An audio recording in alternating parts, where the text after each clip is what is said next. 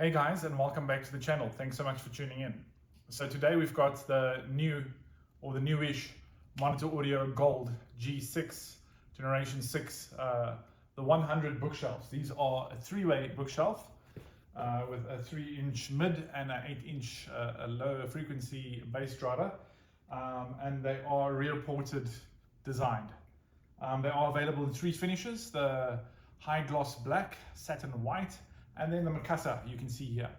I like this finish very much. It is a real wood veneer. I think it's just absolutely stunning. So then let's run through the technology of the speaker, and then work our way through to the sound quality and my takes on it. So starting off at the tweeter, we've got a micro-pleated diaphragm high frequency transducer. And how that works for the guys who don't know, it's basically a diaphragm which is folded many times and it squeezes air out. And this allows for lower levels of distortion than a traditional dome-shaped tweeter. And then moving on, we've got a 3-inch CCAM driver, as mentioned before. It's got a technology that's bespoke to the Gold range of Monitor Audio. The first time ever they've designed something completely bespoke, specifically for the Gold. It's called HDT, which stands for Hexagonal Diaphragm Technology, in both the mid-range and the bass driver. And then moving towards the back, we have the Hive 2 port, which according to Monitor Audio allows a lot more air to be passed through. And then lastly, at the bottom here, we have this beautiful bi-wireable binding post. Oh, and one last thing, we have the spine, what they call the spine at the top here, this piece of aluminium metal, which gives the tweeter the ability to sit much higher in the cabinet for more uniform sound across the speaker line, across the Gold line of speakers. And one last thing before we move on, I'd just like to let the guys know who aren't aware that when you get Monitor Audio speakers, these work themselves loose.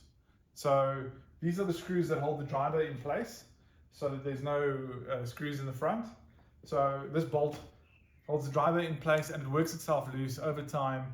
Even when you have received it and you have tightened it, you're going to play it for 6 months to a year, and it does work itself loose. So give that a tighten every now and then, but please do not over tighten.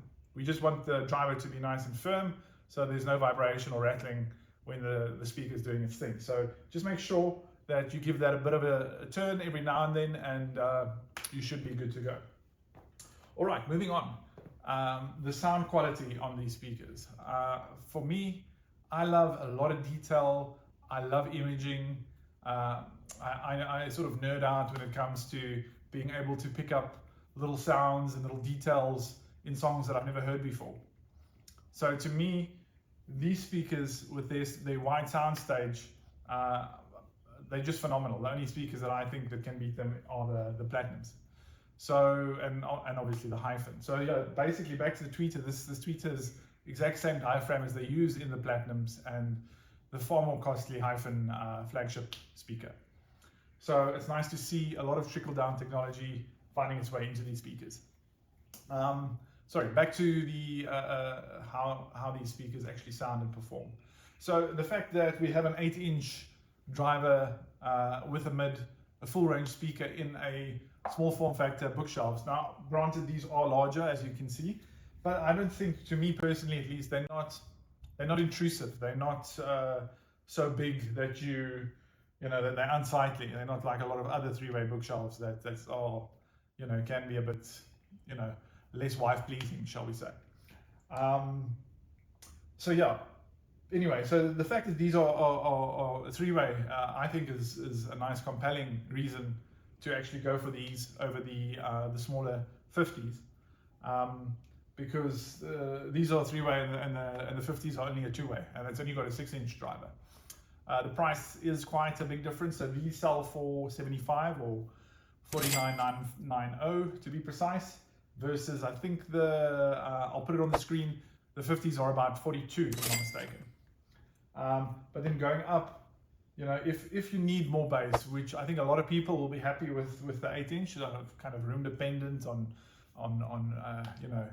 the individual, depending on how much bass you like. So It all depends on you, but pairing this with a good subwoofer, I think is going to get you very close, if not better, than the 300s and even the 500s, depending on which subwoofer you go for, obviously.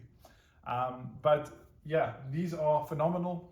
I think if you're going to be using them in a cinema environment where you can't, you don't have the space necessarily for floor standards maybe, or it's not a dedicated cinema, sort of a hybrid if you will, these will work extremely nicely, giving you a lot of detail, a lot of clarity, and these speakers aren't fatiguing at all. They are kind of neutral. They do sort of bring their own sort of spice, if you will, to the table. You can pick up quite easily what the director and the artist are going for. These speakers are extremely revealing. If you are going to have a bad recording, then you will pick up on it. So maybe for guys who listen to a lot of older stuff, they might need to maybe consider something else. But across all genres, these speakers perform very well. That said, I'd like to thank Omation for sending out these speakers for review. It really is appreciated. Please bear in mind we are not affiliated, or this video isn't being sponsored, so my thoughts are all mine, and it's a non-biased review. As well as I'd like to thank you for tuning in and watching this video right through to the end. Please do me a favor and like and subscribe. It really does help the channel a lot.